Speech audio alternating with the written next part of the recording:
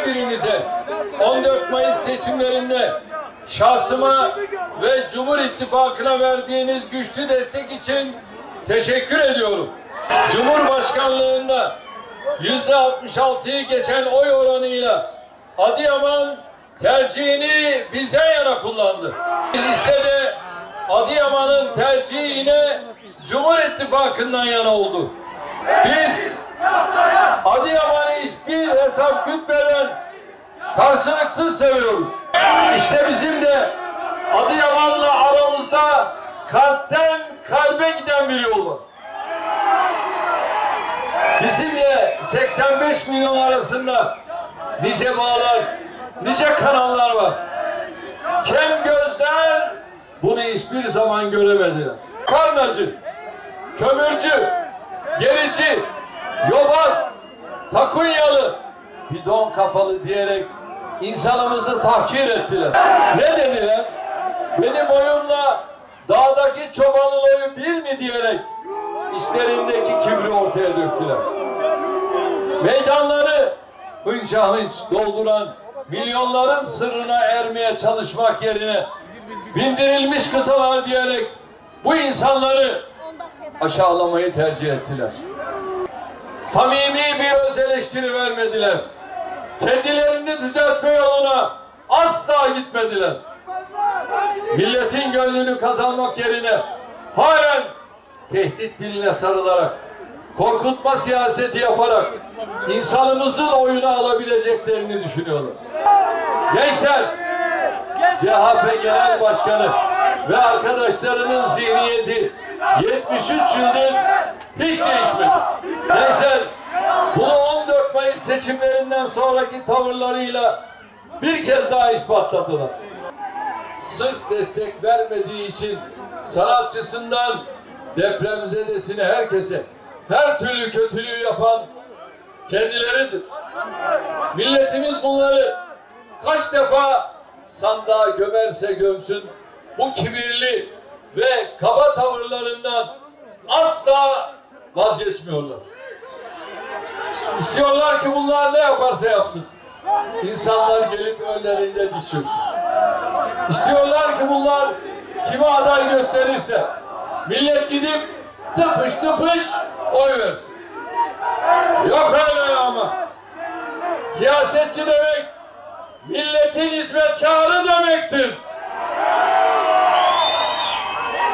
Bu ülkenin hiçbir insanı, hiçbir partiye, hiçbir genel başkana, hiçbir adaya sırf karşı tarafın egosu tatmin olsun diye oy vermez, destek vermez. Kardeşlerim, milletin desteğini hak edeceksin. Bunun için çalışacaksın. Eser ortaya koyacaksın. Hizmet edeceksin. Bunun için insanlara umut ve güven aşılayacaksın. Biz milletimizin derdine derman olmanın yollarını arıyoruz. Biz ülkemize eser kazandırmanın mücadelesini veriyoruz. Biz insanlarımıza güvenli bir gelecek kurmanın çabası içindeyiz. Daha önce de söyledim. Bugün de altını çizerek ifade etmek istiyorum. Milletimiz bizi bir faninin görebileceği her türlü makama getirdi. Şu saatten sonra bizim ferdi olmaktan şeref duyduğumuz aziz milletimize daha büyük eser ve hizmetler kazandırmaktan başka ne gayemiz olabilir?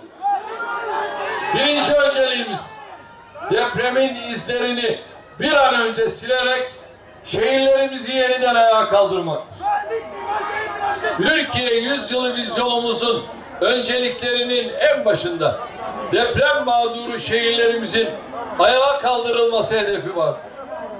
Bu hedefe ulaşana kadar hiç durmadan çalışacağız. 14 Mayıs seçimlerinde hezimete uğrayan 28 Mayıs'tan da umudunu kesen CHP Genel Başkanı'nın giderek daha zehirli, daha çirkin bir dil kullandığını görüyoruz.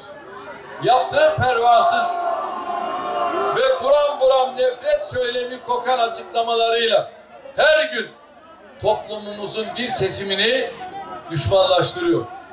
Koltuğunu kaybetmemek için milletin sinir uçlarıyla oynamak dahil tüm yollara başvuruyor.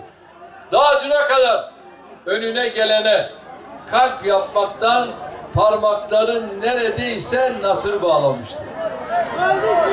Bugün ise aynı eliyle masa yumruklamaktan neredeyse bileği kırılır. Seçim öncesinde taktığı demokrat maskesi 15 Mayıs sabahı düşünce altından tek parti CHP'si zihniyetinin karanlık ve çirkin yüzü çıktı. Adıyaman bu yüzü çok iyi tanır. Helalleşme, kucaklaşma, barış ve özgürlük söylemleri yerine sadece bir günde faşizmin en pespaye haline bırak. Yeni diye millete pazarladıkları CHP'nin vesayet ve darbe gölgesinde yürüyen CHP'den hiçbir farkı olmadığı görülür. Demokrat diye yere göğe sığdıramadıkları genel başkanının gerçek bir diktatör hevesisi olduğu anlaşıldı. CHP genel başkanı ne yaparsa yapsın, hangi kılığa bürünürse bürünsün, hangi maskeyi takarsa taksın, bölücü örgütle, FETÖ'yle, tefecilerle, küresel lobilerle, LGBT'cilerle, emperyalistlerle beraber yol yürüdüğünü gizleyemiyor. Şimdi ben burada tüm Türkiye'ye sesleniyorum. Adıyaman'da bu CHP LGBT'ci midir? Yanındaki HDP LGBT'ci midir? Yanındaki İYİ Parti LGBT'ci midir? Diğerleri de aynı mı? Peki LGBT AK Parti'ye sızabilir mi? Milliyetçi Hareket Partisi'ne sızabilir mi? Cumhur İttifakı'na sızabilir mi? Fark ortada.